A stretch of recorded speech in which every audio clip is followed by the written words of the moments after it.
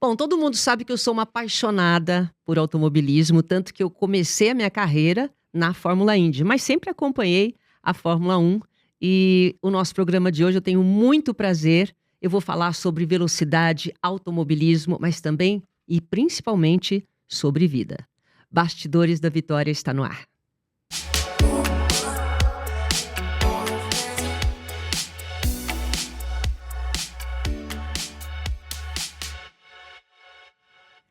E já o nome já diz, né? Bastidores da Vitória. É nos bastidores, né, que as coisas acontecem. E hoje eu estou recebendo um dos pilotos mais experientes da Fórmula 1. O seu amor pela velocidade fez com que ele saísse da Fórmula 1, continuasse aí na Fórmula Indy, Stock Car, e a paixão também eterna dele pelo kart. Rubinho Barrichello, que prazer ter você aqui. Prazer. Demorou um pouquinho, né? Demorou, hein? Eu peço até desculpas, porque afinal de contas tem sido uma vida muito boa, uma vida muito de trabalho entre as minhas corridas, as corridas dos meus filhos, uma vida pessoal, as palestras, o acelerados. Nossa, é muita coisa. Tudo isso está acontecendo ao mesmo tempo para você? Tudo ao mesmo tempo. É? Nossa, eu tenho viajado bastante. Tenho tratado do meu lombar, que desde os 6 anos ele tem uma posiçãozinha do kart, né? Que você fica praticamente corcunda. Mas é isso que hoje é a minha concentração. Lógico que o aspecto mental de tudo isso, para que você possa lidar com todas as dificuldades. Mas o lombar é uma coisa, porque... É uma conta aí, né? É uma conta. É uma conta que não tem jeito, que chega, né? Chega. Essa intensidade toda que você viveu, você pode, mal comparando, né? Porque toda vez que eu entrevisto um atleta, alguém, e eu entrevisto bastante, sempre compara com a intensidade que eles viveram no momento do auge e o hoje. Você sente falta do que você vivia? Aquela adrenalina? Não, eu não sinto falta porque eu continuo fazendo, né? Então, quando a gente coloca... Por exemplo, as pessoas com certeza pensam que a Stock Car é menos do que a Fórmula 1.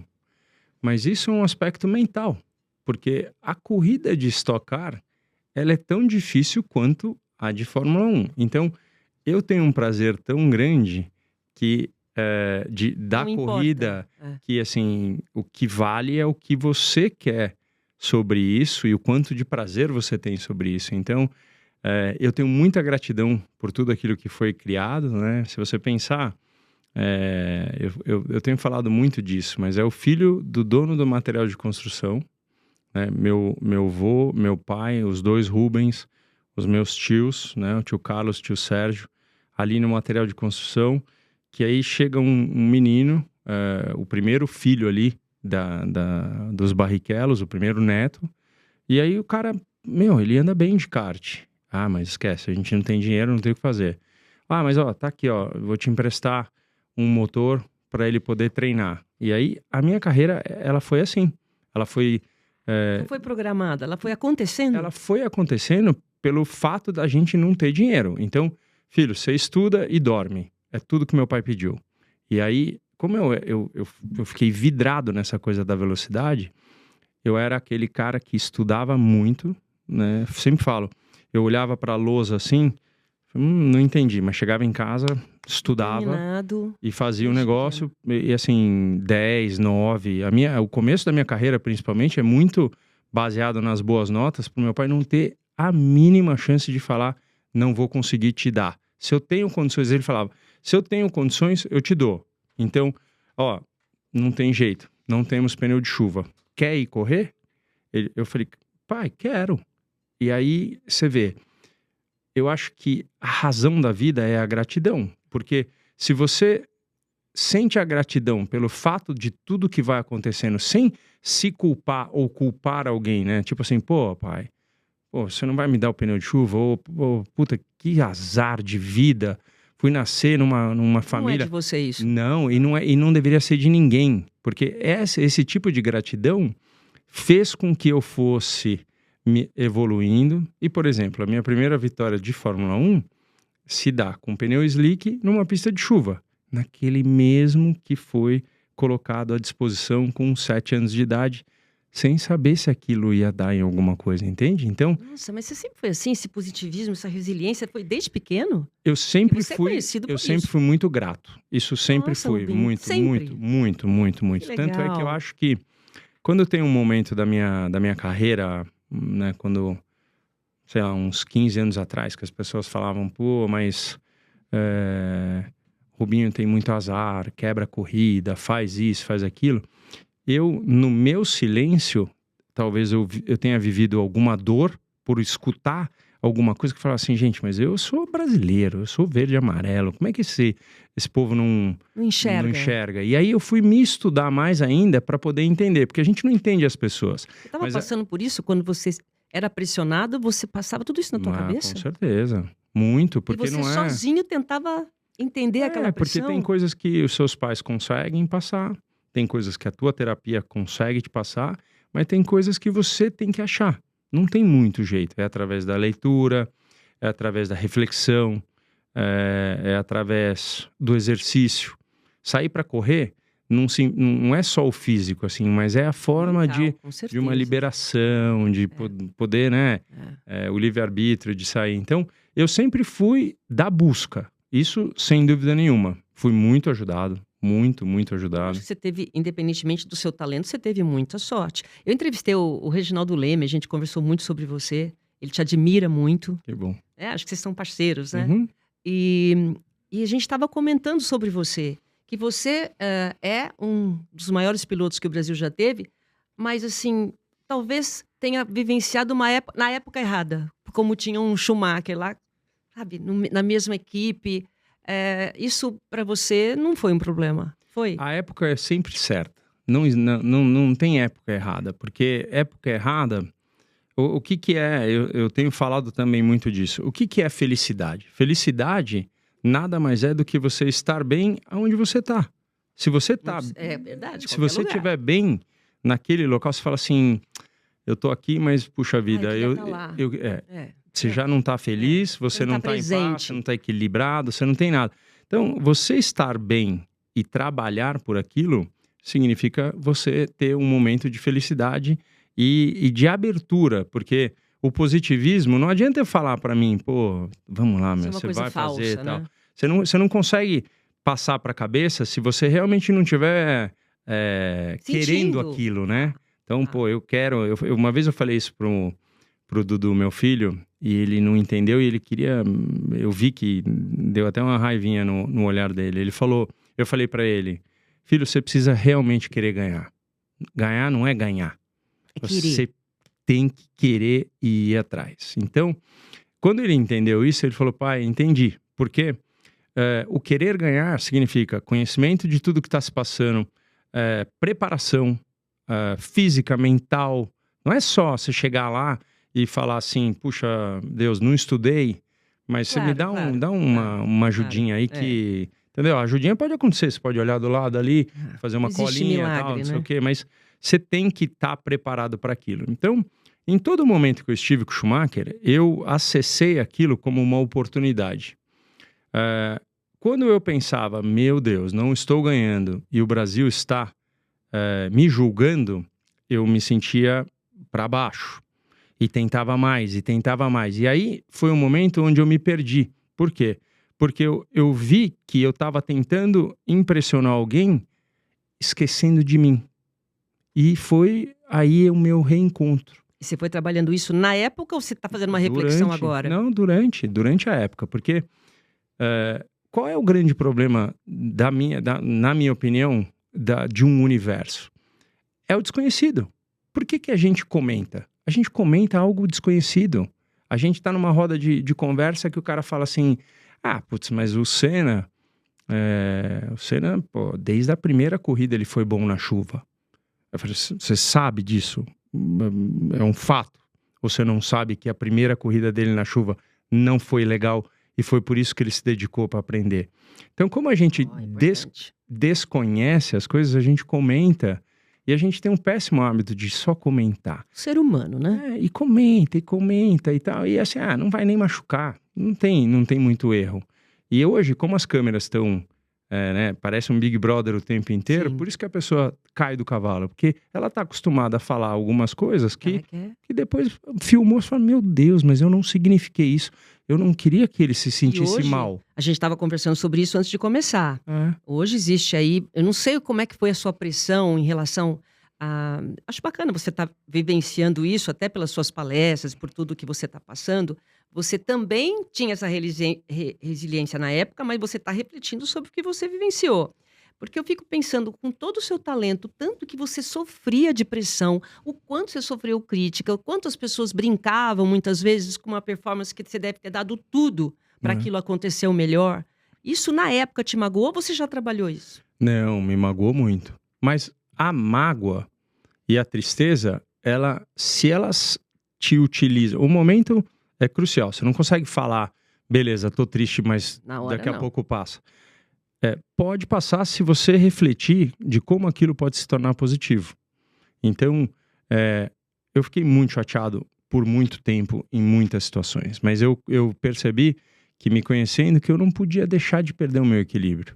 Então, se você tá perdendo o equilíbrio, aí aquilo me chateava tanto que eu não estava nem preparado para a próxima corrida. Sério? Porque você ficava, não, eu preciso, alguma coisa precisa acontecer que eu preciso ganhar a corrida, Eu não quero só ser eu quero ser protagonista da minha vida. Mas não era, o meu, quando eu entendi o meu, eu já não dependia mais da opinião das pessoas, que foi quando eu comecei a fazer o meu trilho muito mais para frente. Porque eu vou te dar um exemplo, na minha palestra eu faço isso muito para a pessoa entender. Então, vamos supor que você me convida para ser teu parceiro no podcast. Aí eu venho aqui, na primeira vez, eu vejo que na 1 hora você falou 55 e eu falei 5 minutos. Aí eu viro para você e falo assim, não, você vai me dá uma chance maior e tal. Aí, na próxima vez você falou 54 e eu falei 6. Eu vejo uma melhora ou eu ainda estou me sentindo mal porque eu gostaria de 30 minutos? Isso é um ponto de vista. É uma escolha você saber se você está mal ou não. Aí você começa a entender que o teu microfone estava com um problema, mas eu sou bom acertador de microfone. Eu fui aí, dei uma ajustada, falei assim, que legal. O Rubinho consegue fazer alguma coisa aqui que tá... Aí você começa a me dar mais espaço. O meu tempo de Ferrari foi exatamente assim. Você foi conquistando espaço. Eu fui conquistando, mas eu poderia me sentir para baixo. Porque o povo lá, difícil, assim, a primeira reunião, quando aqueles caras, acabou a reunião, e o povo foi para aquele lado e teve outra reunião lá, falei, peraí, o que eles estão fazendo? Eu peguei minha cadeira e fui lá e sentei lá. Entendeu? Atitude. E aí começou... Tô aqui, eu faço parte da equipe. Então, por 6 anos, eu tive em uma situação onde eu ganhei espaço, mas depois do 6º ano eu vi que o espaço estava limitado. Então, depois de 6 anos, eu não consegui a minha meia hora que eu queria do teu programa, enquanto você ainda tinha 40 e eu 20, e eu precisava expandir, porque a minha felicidade era poder ser mais. E foi quando eu decidi sair da Ferrari e fui batalhar por outros objetivos. Mas é isso, a vida é isso. Se você... aprendizado que você teve, né? Mas assim, e muito jovem, né? Porque você chega num processo... E muito jovem, muita cobrança. A verdade é, se o Senna não tivesse morrido, ele teria passado o bastão com calma e as coisas teriam acontecido, entendeu? A pressão em cima de você depois que ele morreu foi absurda. Porque o Emerson passou por uma situação ótima, quando já não estava, quem estava crescendo? Piquet. Quando o Piquet estava ótimo, estava surgindo o Senna. E quando o Piquet já não estava mais, quem estava lá? Senna. Quando o Senna estava lá no auge, quem estava começando? O Rubinho. O Senna foi embora. Tudo acabou. Então não teve uma passagem de bastão. Verdade, entende? Bela reflexão, isso mesmo. Então aí, mas foi só... Eu só hoje posso falar, você fala assim, mas Rubinho, olha que hoje você tá, né? Eu realmente tenho uma gratidão enorme pelas dificuldades que eu passei para poder fazer essa reflexão por mim. Porque depois eu esqueci que eu me amava, eu esqueci que eu amava aquilo que eu estava fazendo. Você vai falar, mas espera aí. Que controle. A luta da gente é com a gente mesmo, né? Mas você não consegue, eu não consigo controlar o que você gostaria de me perguntar. Mas eu posso ter controle sobre o que eu vou responder né, perante as coisas. Então, é muito isso. É fascinante você se colocar em locais novos e poder ver que você vai ter dificuldade, né? A gente estava comentando um aspecto muito simples vindo para cá, por exemplo. Eu demorei 42 minutos, sendo que eu saí já com 30, achando que daria 20. Uhum. Eu poderia chegar aqui e isso ter acabado com o meu dia. É uma escolha. É verdade. É uma Isso a escolha. gente, mas isso a gente aprende com a maturidade, né, Rodrigo? É uma pena que a gente não tem isso com os 18, é verdade, mas... Agora, antes da gente sair desse tema, tem uma pergunta que me foi encomendada aqui pelo Bruno. Nessa época que você estava com o Schumacher, você chegava a acertar o carro dele? Não dá pra falar que eu acertava o carro dele, porque assim, você não senta... Acertar o carro dele significa eu sentar no carro dele e fazer um acerto pra ele. Não, mas... Eu desenvolvendo o meu, aquele muitas vezes era testado. Ah, entendi. Raramente eu testava o dele, se bem que eu testei. Porque tinha coisas que o Schumacher era imbatível. Ele era muito bom em certos aspectos. E aí eu tinha que ser inteligente o bastante de visitar o que fazia dele bom e estudá-lo para que eu pudesse testar se o meu corpo aceitava aquilo. Porque quando a gente fala em velocidade, você não fala, não, chega lá e faz a curva desse jeito. O teu corpo permite algo que não é igual aos outros. É uma simbiose dependente da pessoa? Depende do que você... Assim, eu sou mais corajoso que aquele, mas puxa vida, eu não freio tão dentro, eu não freio... Eu gosto de frear antes e acelerar antes, não frear depois. Cada um tem um estilo, como tudo, né? A gente tem... A pessoa se veste de um jeito, a outra do outro, então... eu fui visitar muitas vezes o setup dele porque eu tinha que aprender sobre ele. Depois que eu aprendi e vi de onde vinha a velocidade, raramente eu voltei lá, mas ele visitava muito o meu. Então, acertar o carro dele não é o certo, não é a palavra certa. Mas que ele visitava todos os meus aspectos, porque ele sabia... uma vez, teve um teste em Mugello. Um dia quente, não tinha mais ninguém na pista e o Schumacher estava olhando e só eu estava andando nesse dia. E aí, assim, você se sente cansado de andar sozinho porque você não tem ambição se você não colocar uma para você. Então você não tem outra pessoa na pista para você andar mais rápido. E aí eu parei no box e falei, eu escutei um barulho no motor que eu acho que tá para quebrar. E aí o Schumacher ouviu isso e eu falei, eu acho que é melhor parar. Aí o cara olhou pra mim e falou assim, você tá cansado, né? Eu falei, não me julgue. Eu tô te falando que eu acho... Não, o engenheiro, mas o Schumacher ouviu. Tá.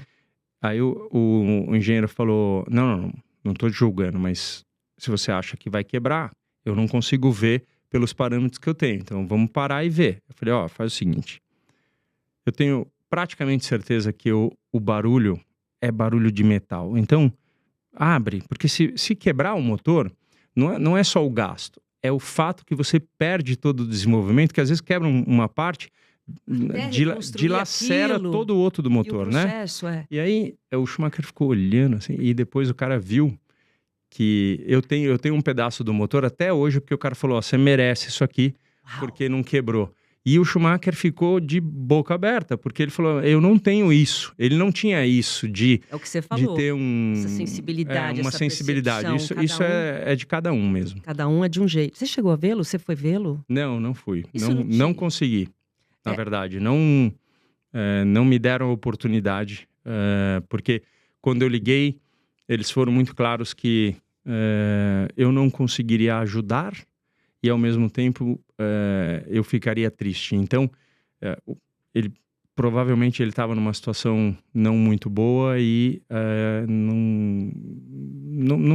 não seria positivo a visita. Então, acho que o médico já tinha falado que as visitas eram muito restritas então, eu não sei. Na verdade, eu não consigo comentar porque eu não tenho conhecimento. E quando eu encontrei com a família, eu achei melhor não perguntar, porque você imagina, deve ser a maior pergunta que eles têm, né, a família. Medo da vida, uma pessoa enfim, é uma coisa que não dá nem para refletir, Mas né? foi tão legal um dia o filho dele na mesa, depois de uma hora sentado, assim, a gente estava no mesmo jantar, ele perguntou para mim, ele viu que eu não perguntei nada, que talvez seja algo que todo mundo pergunta, e ele falou, faz um favor para mim, me conta algo engraçado que você teve com meu pai. Ai, que Então foi lindo. muito legal, porque a gente teve, assim, além da disputa, a gente teve momentos muito engraçados, muito, assim, muito tempo pós-corrida, bebendo um copo de Conta vinho.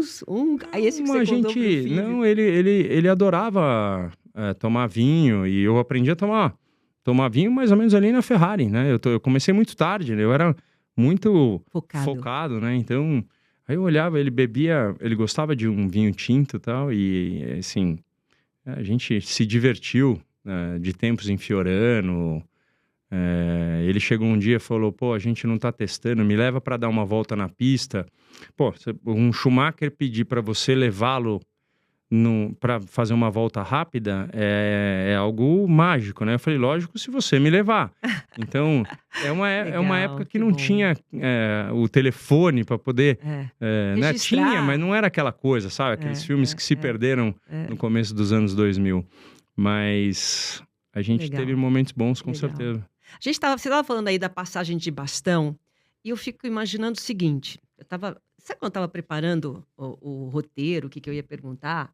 Porque apesar de eu estar no esporte, eu me preparo, gente. A gente tem que se preparar para tudo nessa vida. Não acho que você está pronto, não, que você não está. E, assim, a produtora Yara colocou, a última vez que subiu a pódio foi com o Rubinho em 2009. Eu falei, desde 2009 a gente não ganha nada? Quer dizer, passou o bastão, parou em 2009, parou em você, com um Brasil enorme, cheio de talento. Você acha que isso aconteceu por quê? Está acontecendo por quê, esse jejum todo? Isso é realmente muito doido, mas o Brasil vinha de uma safra tão boa Nossa, os que ninguém, melhores. que ninguém fazia mais nada. Ninguém ajudava mais nada. Como assim? Ninguém, nenhum dirigente, nenhuma confederação, nenhuma categoria, nada, Ajudava nada. como? Ajudava em promover o que a gente Ah, tem de melhor. tá. Então, quem chegava lá?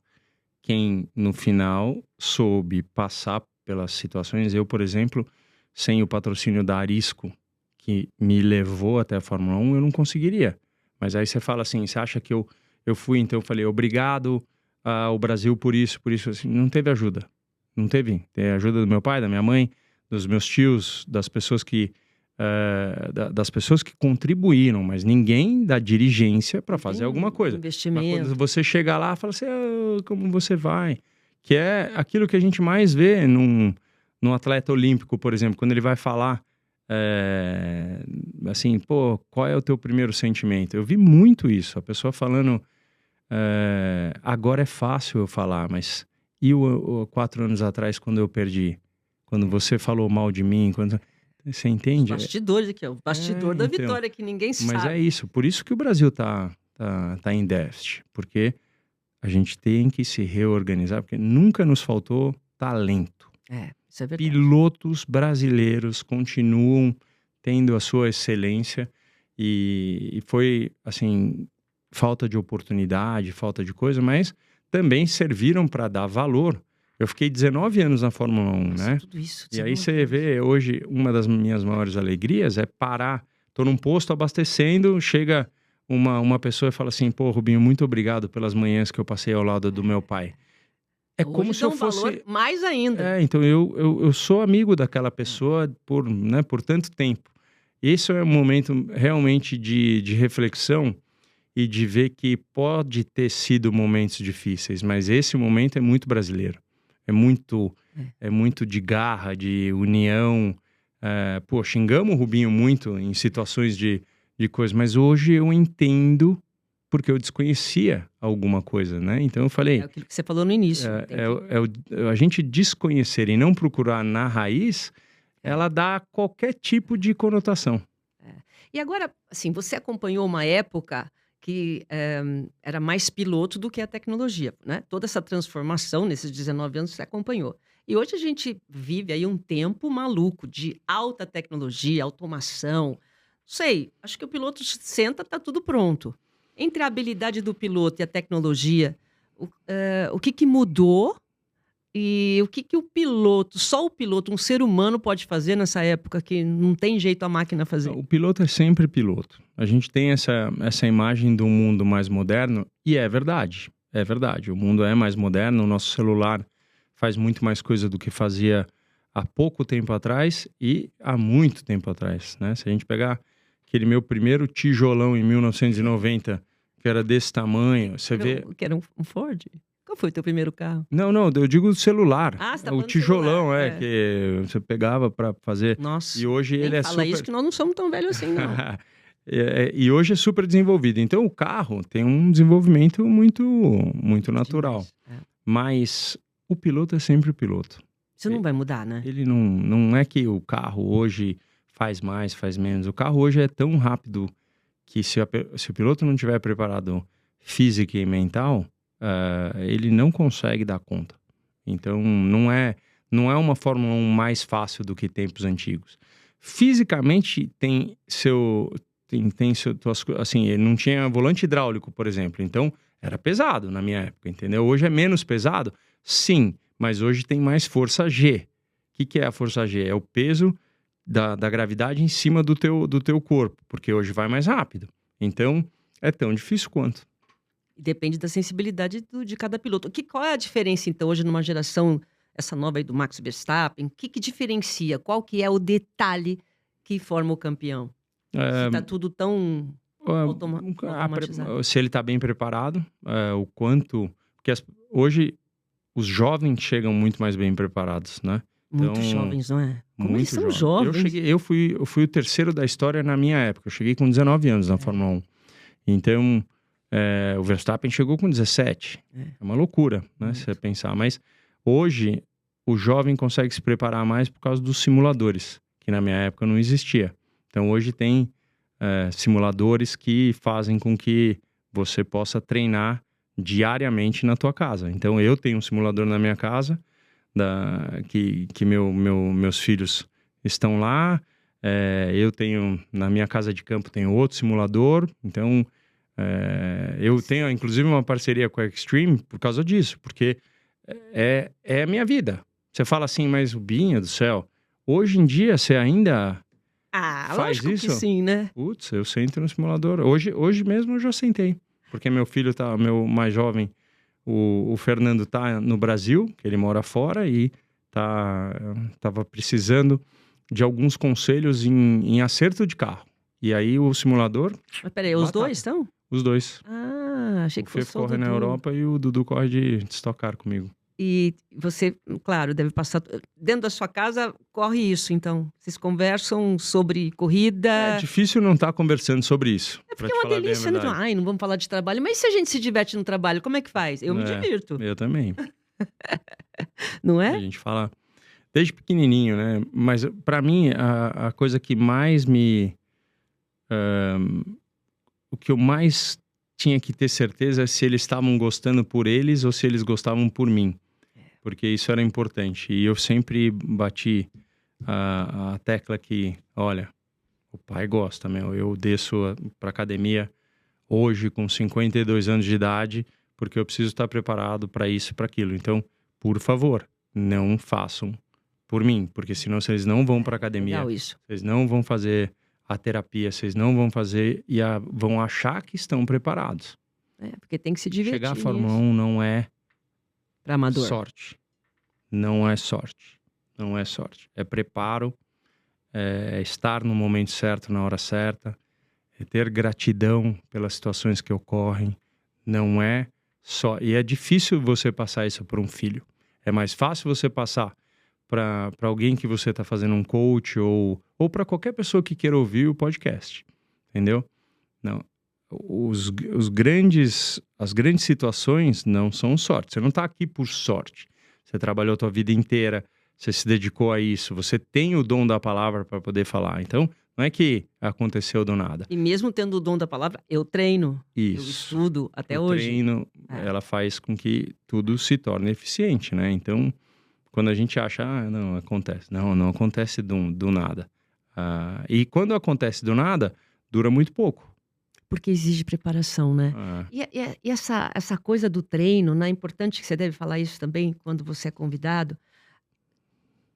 Tudo a gente tem que treinar. Tudo. Tudo. Qualquer coisa que. Fórmula 1, o que for. O objetivo que você tiver. Se você não treinar, tiver determinação para chegar naquilo, não fica. É. Né? Hoje através do teto financeiro que muitas categorias têm, você não consegue treino em pista. Então aí o simulador é aquele que efetivamente te deixa mais treinado.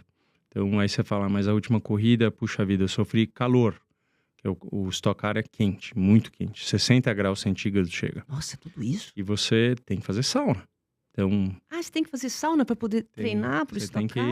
Tem que fazer sauna. Você tem treinos dentro de sauna. Tem situações que te fazem preparar melhor para aquele momento. Eu lembro uma vez que eu estava voltando. Bom, você conhece bem Miami, né? Key Biscayne. Uhum. E eu morava em Key Biscayne também, o Emerson morava lá. Eu lembro que eu estava voltando, e aí eu vi, tem uns jardins antes, né? Aquele campo de golfe e tal. E ele estava de bicicleta, 1h da tarde, dando volta. Aí eu parei, ele, o que você está fazendo? Ele falou assim, tô treinando porque minha corrida vai ser 1h da tarde. Quer dizer, ele estava fazendo o mesmo treino que para sentir, né? No caso, o oval. Você vê. Não é? Você gostou da Fórmula Indy, não? Eu fiz um ano e foi... Você chegou aí nas 500 milhas, não, né? Eu fiz 500 milhas. Eu gostou? fiz... eu fui Rookie of the Year no ano. Eu cheguei Não, não é pra qualquer um, não, meu bem. Não, eu fui... Na verdade, para mim, um dos grandes fatores é que a minha equipe não era boa de Indy. Então, foi até isso que depois eu migrei para outro lado. Mas eu tenho quem conhece a Fórmula Indy sabe que num oval é muito fácil você tomar uma volta, né? Muito fácil, porque eu nunca tomei uma volta. Então, para aquele cara que estava começando, porque o setup era diferente, eu tive que estudar tudo de novo, tive que ver o que era efetivo para mim, né? Você tem que ter coragem ao mesmo tempo que você tem que saber qual é o limite do carro para fazer certas coisas. Então, Indianápolis é muito isso, né? Muito louco. E foi um ano muito legal, mas também era algo que eu queria logo ser piloto de Stock Car e vir para o Brasil, porque eu fui embora com 16 anos. Então, eu já tinha 40 quando eu estava nessa situação de Indy. Então, eu falei, não, eu quero ir para Stock. E você teve que se adaptar de alguma forma para o estoque também? Muito, porque quando fechou a porta do carro, eu sempre fui de carro aberto, kart, Fórmula. Quando fechou a porta, a primeira coisa que me deu foi claustrofobia. Nossa. O carro fechado, assim, o carro de Stock Car, você senta no banco traseiro, por segurança. Então, a visibilidade é muito fraca. E aí, quando fecharam a porta, eu falei, nossa, peraí, nunca senti isso aqui. E aí abriu a porta, acalmei, depois nunca mais. Mas o acerto do carro é muito diferente.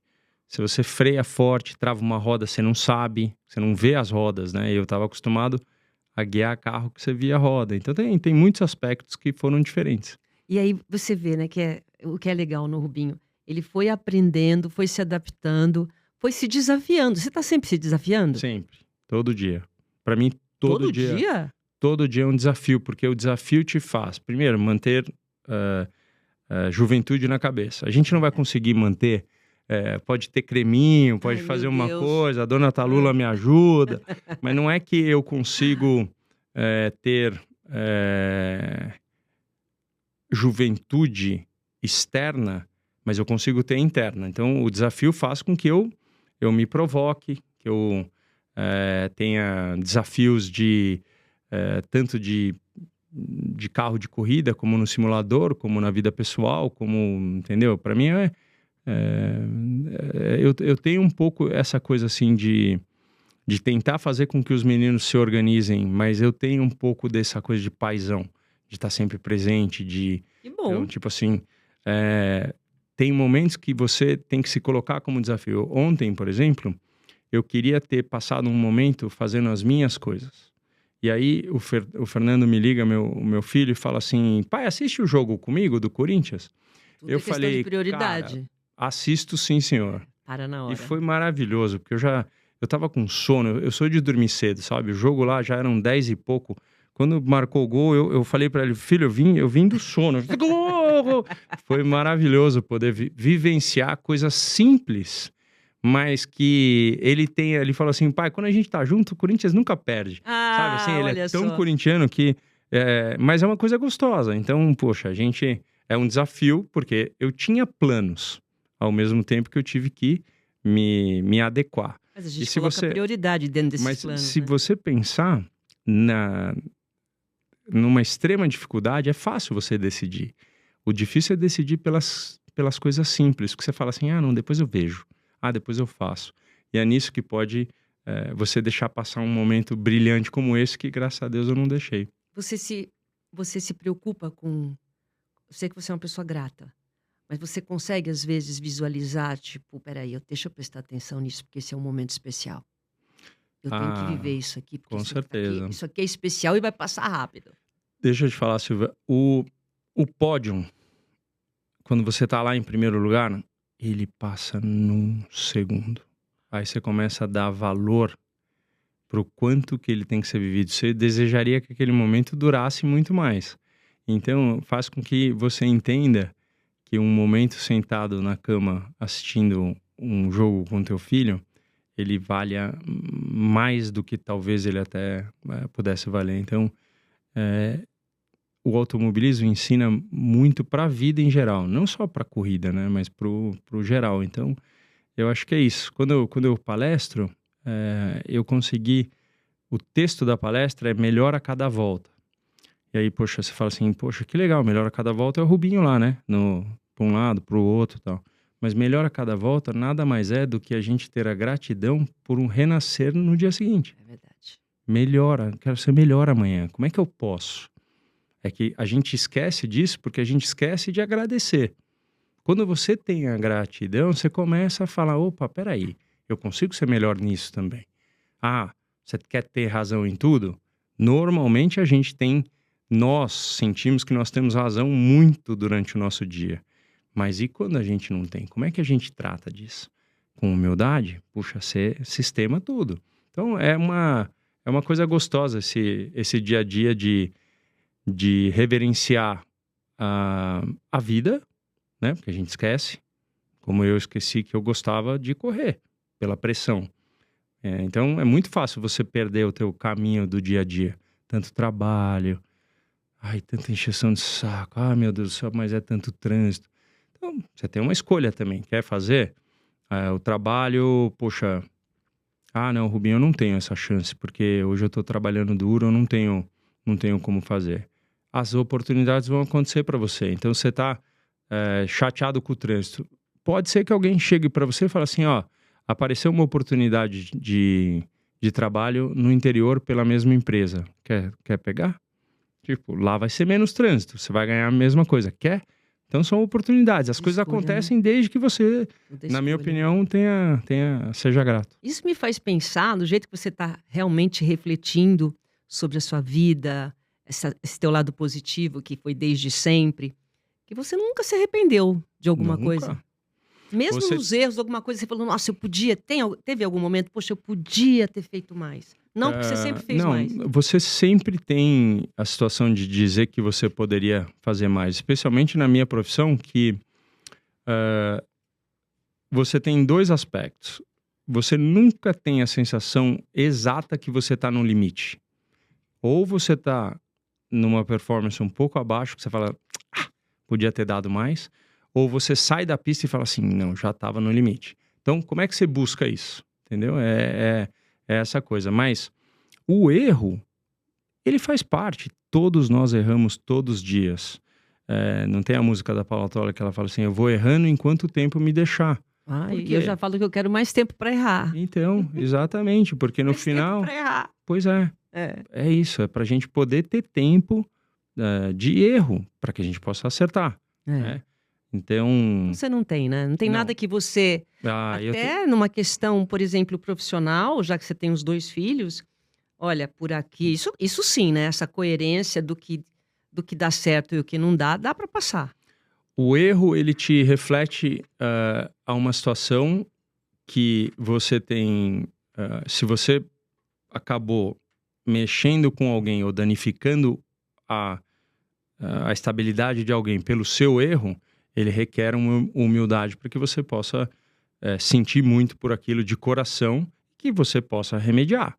Então a gente erra e não tem muito jeito, né? Então, desde que a pessoa entenda que você não fez aquilo porque você queria fazer ou alguma coisa, você tem uma conversa.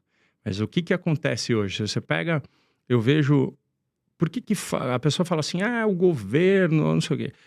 Eu gostaria que o governo pega o Brasil como inteiro, mas pega São Paulo e Rio. Parece uma luta entre quem está na moto e quem está no carro. Todo dia de manhã tem um acidente porque, você não está deixando o meu corredor, aí o cara, assim, tá todo mundo a 20, ele passa 80, um cara abre a porta, ou bam, bate. E aí existe uma guerra. Mas isso tem que vir do teu pai. Quem é teu pai? O governo. Que tem que falar o que pode e o que não pode. A gente não sabe o que pode e o que não pode. Não pode passar de 70 quilômetros na expressa. Ok, você já sabe isso. Mas o que você pode fazer? Porque a gente precisa de mais gente junto. A gente precisa trabalhar junto. E como é que eu cheguei a pensar nisso? Através do meu Instituto Família Barrichello, eu vejo que, era muito pouco apoio. Você vai chegar para alguém para falar de alguma coisa e fala assim, puta, mas é que eu já tenho muita coisa para fazer, já apoiei a semana passada. Você não tem aquela coisa. Você começa a ver que nem tudo a pessoa tem a mesma visão. Mas você sabe o que é certo e o que é errado. E é a tua decisão de seguir. No trânsito, as pessoas não têm muita certeza do que pode ser feito entre uma moto e um carro. E fica assim, até um dia que vai parar tudo e vai haver uma briga, assim, estratosférica, porque as pessoas estão de mau humor por causa disso, por causa daquilo. Isso é vida? Isso não é vida. Te assusta o que vem por aí, então? Você se preocupa com o futuro? O que você pensa? Eu diria que a gente vive num mundo de mudanças, assim, radicais. E que tem coisas que acontecem que você fala assim, isso aí poderia acontecer comigo. Então já é um aprendizado. Se não aconteceu com você, você pode tomar decisões de mudança. Preocupado, a gente já vive preocupado com os nossos filhos, com as nossas situações, a parte financeira, a parte mental, mas eu não tenho medo do que vem. Eu tenho assim, eu gostaria de poder ver mudanças nesse aspecto. Principalmente eu falo muito da moto e do carro, porque é feio ver a pessoa brigando na rua. Mas isso, nós voltamos pro controle interno. Mas é chato, Eu já né? fui muito de brigar na rua, de brigar. Você quer? Agora já não. Isso tem um controle aí emocional. Falando até disso, inteligência emocional, pressão, você dentro do carro. O que você aprendeu na vida em relação a isso? A passar por situações de pressão, essa coisa de inteligência emocional que se fala tanto, que a gente tem que encontrar dentro de si. Qual que é o caminho aí? Você aprendeu para ensinar pra gente aqui? A inteligência emocional é tudo, né? Porque você... Como é que você aprende? Aprende vivendo alguma situação, não só de pressão, como de dificuldade. Como é que você aprende? Você pode aprender na leitura, você pode aprender na busca, você pode aprender com algum profissional que te dê uma noção que faça você expandir o teu pensamento que estava muito reduzido. Porque você pode falar, eu tô no meu máximo, eu dei o meu máximo. Mas se eu te dou uma ferramenta, ela começa a ir para a lateral. Você fala assim, puxa, não havia pensado nisso. Então é você se permitir a ouvir.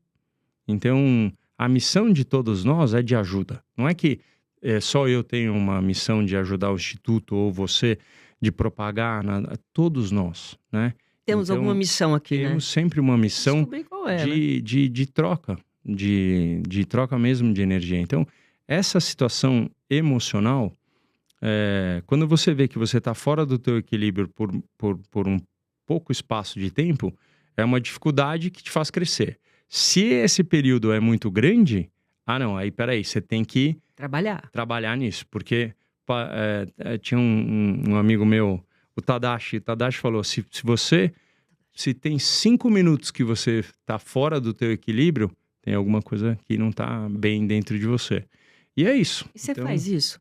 eu Eu tô percebendo, quer dizer, eu não convivo com você, mas que você faz esse trabalho até espiritual todos os dias. É assim? Como é que você leva a tenho, vida hoje? eu tenho muito, assim, como um tudo, desde a minha primeira palavra é gratidão. Então, quando você tem gratidão, você tem as ferramentas para você entender que as suas dificuldades do dia fazem parte e você pode ter uma escolha de mudança ou não. Então, é todo dia sim, porque é todo dia que acontece algo novo, é todo dia.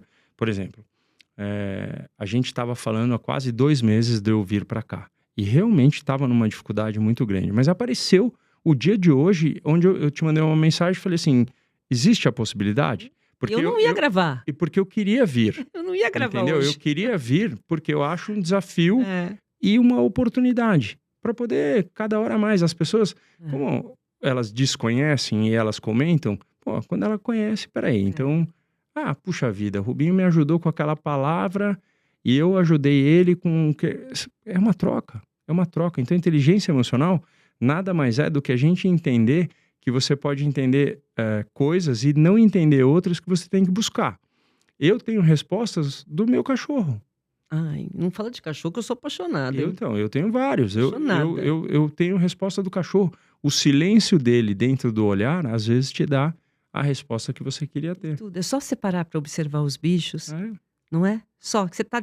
Todas as respostas estão ali. A É hora que eles isso. tomam sol, a hora que eles descansam, o olhar, a forma de amor, tudo. é Eles têm a isso. resposta de tudo. E o meu Golden mais velho tá super Ai. ciumento com o Cavalier novinho. E aí, olha, eu vou te falar, tá sendo uma terapia diária ali. Que Controlar, administrar egos. de eu falar com ele, falar, olha aqui, tamo junto, não pense que mudou nada, é difícil, mas é gostoso. A gente estava conversando aqui antes de começar que o principal, muitas vezes que a gente não vê nas corridas, né, são os bastidores. Tem muito ego ali, não tem? Muito, um evento muito vaidoso. Como quase todos os eventos que você tem uma aparição, que você tem televisão, mas é muito vaidoso. Mas como você é uma pessoa extremamente generosa, já deu para perceber, muitas vezes quando você teve que fazer coisas que talvez você achasse que não deveria fazer, você fez sempre por um bem maior. Seja pensando na equipe. Você sempre pensou muito em equipe, né? Você nunca foi individualista. Não, nunca fui individualista, ao mesmo tempo que já tive meus momentos de centro, né, tem muita coisa que você faz, como, por exemplo, se a tua pergunta está relacionada à Ferrari, ao fato de trabalhar e o Schumacher ganhar mais do que eu não fiz simplesmente pela equipe, mas pela perseverança de que eu estava tentando ganhar o meu espaço. Eu falei, vai ter uma hora que esses caras vão falar, pelo amor de Deus, chega, esse merece tanto quanto o Schumacher dentro de certas Isso se chama situações. paciência também. Então, mas você tem que ter. Estratégia. Mas tem Não que é? ter. E aí você vai e tal. Por isso que eu saí antes, porque eles não fizeram isso. Entendi. Chegou um momento que, eu tô aqui, né? Eu dei o exemplo, 40 minutos, você tá me dando 20, eu não tô conseguindo falar o que eu gostaria, não consigo concluir meu pensamento, não consigo concluir a corrida. Então aí você vai para um negócio e fala assim, pô, Rubinho, mas você ganhou 11 vitórias, quanto você acha que você ganharia então? Não vale a pena entrar nesse quesito. Não vale a pena, já foi. Eu vou achar que eu teria ganho 15, 30, 40. Não muda nada. O troféu na estante é muito bonito. Você vai em casa, você olha, fala assim, puta, Rubinho, olha que memória e tal. Passou, né? Mas não é agora. disso. A vida não é disso. É da memória que eu tive de certas situações. Das minhas melhores corridas, eu não ganhei. Entendeu? Das melhores performances que eu tive, teve corrida que eu cheguei em 13º e eu dei eu arrebentei tudo, hoje. meu tudo, e você não é nem visto. Que é assim na vida, né? Às vezes você arrebenta. Por exemplo, aí você vai, você não é nem entrevistado depois da corrida pelo teu país, porque você chegou em 13º. Mas e como é que você explica que você deu o seu melhor e que você teve ali a tua melhor performance, mais do que uma que você ganhou? Então, é por isso, estamos dentro de um desconhecido, a gente não sabe o que a gente está lidando, Por isso que a gente não pode julgar a vida de cada um naquele momento que o ele tá. brasileiro ainda vive de resultados, né, Rubinho? Mas tá mudando. Você acha? Ah, tá mudando. Em que sentido? Porque as crianças estão vindo melhores. As crianças estão começando a entender que tem um valor muito grande O do processo? atleta chegar à Olimpíada. Não é só falar, putz, mas ganhou ou não ganhou? Ah, não, peraí. Entendemos que por 4 anos ele passou por isso. Olha isso. Se você se Depois de um souber... segundo, né, no atletismo. mas então, mas Acabou. aí, pô, o que ganhou, o que não ganhou, ele chegou lá. E hoje eu acho que os nossos jovens estão Entenderam isso. melhores preparados para isso, A entendeu? evolução, né? Pelo amor, a gente tem que evoluir, né? E às vezes não é nem dos nossos pais. Às vezes o pai é aquele torcedor de futebol que só sabe torcer pro dele e o resto é tudo ruim. Então não é uma visão diferente, né? Quando eu ouvi a primeira vez meu filho, pai, quando você está escovando o dente, fecha a torneira. Você fala assim, mas como é que Eles pode? são terríveis com a gente. Mas são bons, né? Mas Porque é uma mudança. Tem que Quando desconstruir. que eu, Você com tá tendo que se 5... desconstruir por causa deles? Mas graças a Deus é uma mudança. É uma mudança Maravilhoso. para melhor. E são esses jovens que vão nos dar a oportunidade da gente ter um mundo um pouco diferente. A gente não vai ter totalmente, mas vai ter alguma mudança que possa dar valor à luta, não só à vitória. E eles não têm preconceito. Os jovens eram. Nós temos, a nossa geração tem. Mas tá mas você tá tendo que se desconstruir. Mas os jovens não têm, nenhum. Quer dizer, eu sinto pelos jovens que eu convivo. Sim, mas é verdade. Como que você quer, pra gente já caminhar pro final, como você quer ser lembrado? Porque você tem um legado aí maravilhoso. Você se preocupa com isso ou se preocupa mais com o presente? Olha, eu quero fazer em vida o que infelizmente o Ayrton fez em morte, que é ajudar as pessoas. Eu quero através do meu instituto poder tratar de um assunto que hoje as pessoas não têm ideia, mas assim chama Zero Fome, Fome Zero. E eu ajudei muito, né? Através do instituto, eu joguei muita carta com os velhinhos. Eu pude me vestir de Papai Noel e ir às comunidades e tal. Mas aí eu vi que o meu chamado era maior, sabe? Então, hoje, eu aprendo que através de todas as situações agrícolas, você tem comunidades, principalmente indígenas, que com muito pouco dinheiro têm abundância de comida e passam para outras comunidades. Então a gente está aprendendo com isso, porque eu tenho falado, essa frase para mim é ótima. Não é simplesmente chegar e dar o peixe para a comunidade que falta comida. É dar a vara para pescar. Uhum. Então a gente Ensinar. tem que... Então eu acho que o legado, as pessoas vão falar dos títulos, vão falar de algumas situações, vão falar... Mas não é isso. Eu acho que o meu chamado foi primeiro pela gratidão de eu fazer algo que eu amo desde muito cedo. Aos 6 anos, quando eu olhei para aquele kart, foi amor à primeira vista e até hoje, né? Você é um apaixonado, não perde um no final do ano. Ou tem um tequinho a mais ou a menos dentro do meu cérebro que vai ser examinado quando eu já não estiver mais aqui.